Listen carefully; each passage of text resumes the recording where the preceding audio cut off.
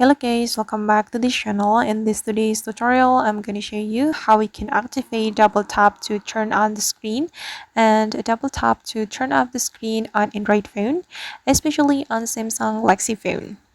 Alright guys, let's get into it. First of all, we can open our settings application on our phone, and we have to scroll down until we find the advanced features.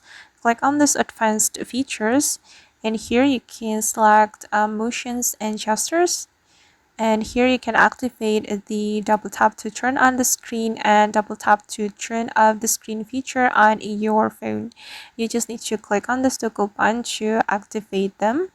And right after you activate those features, you don't need to press your volume button if you want to wake up your screen or turn off your screen on your phone.